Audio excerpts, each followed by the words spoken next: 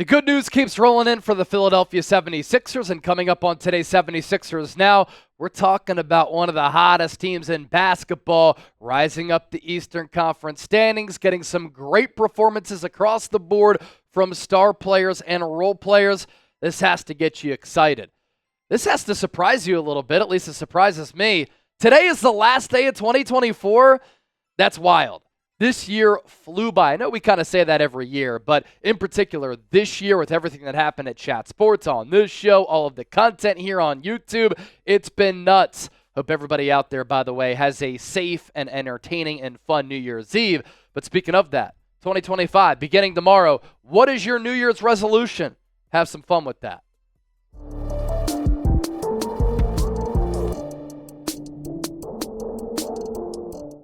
And this is Philadelphia 76ers Now by Chat Sports. Chase Senior hanging out here with you. Producer Jake Chipper on the ones and twos, and you'll see him coming up here in just a little while. The news that we have to talk about here today, and this has been simmering and developing over the last few games, the Sixers are one of the hottest teams in all of basketball. The ball movement last night, how they've been playing, star players performing, role players stepping up. And in the last 13 games, you take a look at the best teams in the NBA record-wise, the Thunder, NBA Finals contenders, 12-1.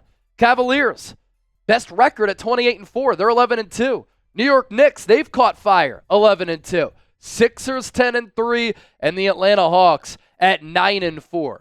You look at the Eastern Conference standings here, and now Philadelphia, 3 games out of the 6th seed. It's a really good spot to be in. And if you get into that 6th spot, you could take on a team like the New York Knicks, ideally the Orlando Magic. Can you get to that 5 seed and be in that 4-5 matchup? That could be favorable. There is a lot of basketball to play. The East is wide open, and if the Sixers continue to play like this, 8-2 in their last 10 games, they'll continue to skyrocket up these standings here. And in their last 13 games, health has obviously played a big role. Their net rating is 4. That's 9th among 30 teams. Their turnover percentage, 14.4%. That's 9th. The opposing turnover percentage, 17.8. That's 3rd. So they're really playing well on both ends of the floor. They're only giving up 34.1% on threes. That's 5th. And their steals per game, 10.3. That is 6th. And Chip, a lot of these stats were not in the Sixers' favor to start the year. So it's great to see some adjustments happening and some improvements taking place. Yeah, and look, to start the season, of course, it was rough, a lot of injuries, everything going on, but ever since they've gotten a little bit more healthy, I know McCain is still out, and who knows when he'll be back, but we've seen this team play better, especially defensively. I mean, just seeing what they did on Christmas Day to the Celtics, and then winning games that they should be winning against teams like the Jazz and teams like the Blazers.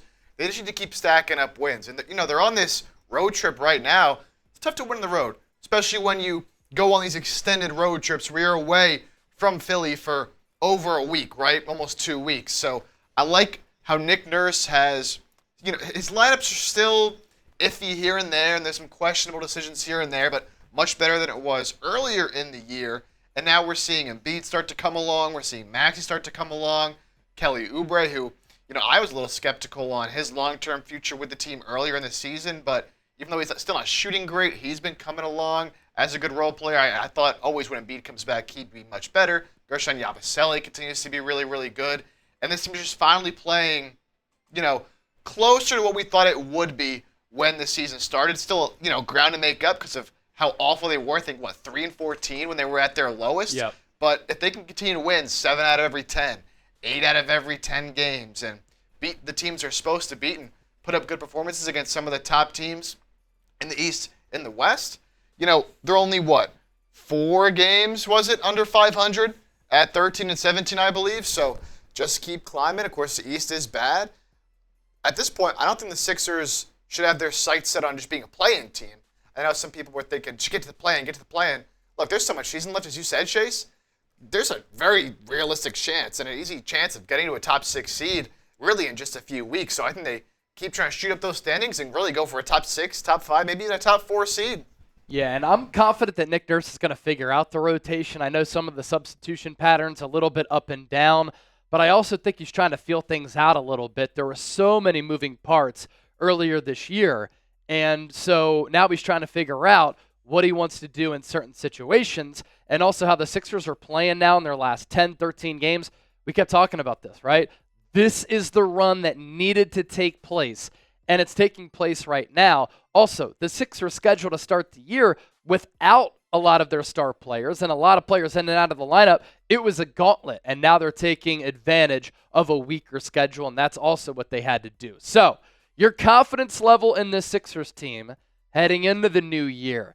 This is when it starts to get popping. Scale it 1 to 100. Join the conversation down in the comment section, and we always want you to let your voices be heard. Now, coming up next, the Sixers getting great individual performances, and we have to highlight those individual performances. So stay in tune for that. But first, today's 76ers Now, sponsored by our friends at Game Time. I know the holiday season, the thick of it, is in the rear view, but it's never too late to get something nice for somebody out there. How about tickets to a Sixers game to catch the red-hot 76ers? You can also, thanks to Game Time Picks, curation makes it easier to find the best seats at the lowest price guaranteed to concerts, comedy shows, theater events, and a whole lot more. You get the best seats at the lowest price guaranteed. Prices drop as the event gets closer. You can see the view from your seat before you buy, so you know exactly what to expect when you arrive. Intriguing game coming up. How about Suns Sixers at the Wells Fargo Center? Kevin Durant been playing well. Phoenix Suns a lot better than they were last year, but of course plenty of tickets available to see your Sixers home or away. So download the Game Time app, create an account, use the code CHATSPORTS for $20 off. Terms apply, first purchase only. Take advantage of their flash deals, their zone deals, and be sure to toggle the all-in pricing tool. Therefore, no surprise fees at checkout. Most notably maybe is that one, Joel Embiid has been healthy of late, and two, really finding his groove. Incredible game last night, especially, and he's been back to his dominant self and looks more comfortable, looks a lot more confident. Here's what Embiid has done in his last 3 games, and another thing that we were discussing in order for the Sixers to flush that bad start, get back on track. Embiid needed to stay healthy, but he needed to play at that MVP type of level, and the numbers in his last 3, 37-9 on 12 of 21 shooting, 32-5 with 4 steals, 27 points, 9 boards on 8 of 15 shooting. It looks as though, yeah, he's back, and the shooting numbers have started to go up. He's up to 45.1% from the field, 30% from 3. The three-point numbers have gone up like 10 percentage points over the last several games. The points per game up to 23.7, rebounds at 7. You'd like to see that a little bit higher. But this is all coming in 29.3 minutes per game, and I do expect those numbers to improve. But when you have a more well-rounded team, I'm fine with the points per game being a little bit lower. There's also this. Tyrese Maxey is back to his usual self. He even said the other night after a star-studded performance before he was named Eastern Conference Player of the Week, he kind of had to get his swagger back, his confidence back, get back to playing like himself. And that's exactly what he's doing. Last 10 games, he's getting 38 minutes of run per night, and he's putting up 27 points per, 4 rebounds, 6 assists, 44.4% from the field with volume. And this is the big thing. He was not good in stroking the 3 ball early this year, but in his last 10 games, this is the Tyrese Maxey that we know and love, 39.2% from 3. And when he was named Eastern Conference Player of the Week, 32.3 points per game, December 23rd to the 29th, 4.7 rebounds, 8.7 assists, and he led the Sixers to a 3-0 record. And then there's Kelly Oubre, who Chip kind of tossed out there a little bit earlier, continues to prove himself as a key piece, like Embiid, like Maxey, started the season slow, and everybody did. But now everybody's starting to contribute, and you're getting a glimpse as to what this Sixers team could become. On Monday night against Portland, Oubre, he has to be valuable on the defensive end of the floor. And he was. 8 steals against the Trailblazers. I get it. It's the Blazers. They're not good. They're like 10 games below 500, but pretty impressive for a Sixer with 8 steals since Robert Covington back in 2015. And in his last 10 games, 12.5 points per, 7 rebounds, almost 2 steals per night. You want to see those 3-point numbers be on the uptick a little bit, still at just 23.7%, but he's never been a great 3-point shooter. And then there's Guershcon Yabusele. He has been one of the better role players in the Joel Embiid era. And I can't help but think back to Chip and I talking about him and the Sixers adding him to the team after what he did in the Olympics. Some people said we're crazy. Some people said he was a bust with Boston. He's too fat. He's not going to be able to contribute at the NBA level. He's not good enough. For the vet men, this is what he's doing.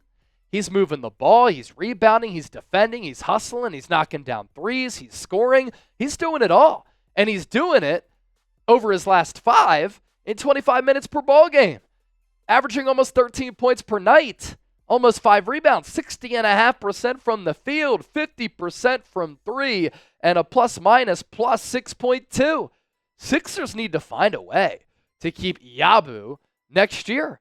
And he's going to demand a little bit more money, but he's a versatile player on both ends who can mix it up down low offensively and then guard a couple of different positions on the defensive end of the floor. And imagine what Philadelphia is going to be able to do if Paul George starts to become the player that we know that he can become, because he has not gotten going this year.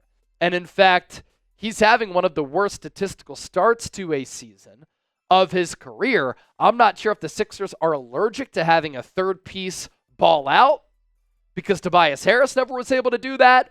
These numbers actually worse than Tobias Harris last year. But I'm more confident in Paul George, and he's a better defender. 15.4 points per game, 5.5 rebounds, under 5 dimes, 40.5% from the field, 31.5% from 3. He was so efficient last year from the field and from deep. So you want to see these numbers go up. You also want to see the Sixers win. And as long as they're winning, I'll just take that. George and Embiid, too, they've only played 5 games together. And that's not enough time to figure out how one another operates, how to work off of each other's strengths, how to find them in the position that they succeed. And despite the shot not falling, he has been great defensively. If you're not getting it going offensively, find a way to impact games on the defensive end. And that's the thing with Paul George. He's always been a really good defensive player. He's shown improved playmaking skills, and he's just contributing to winning across the board.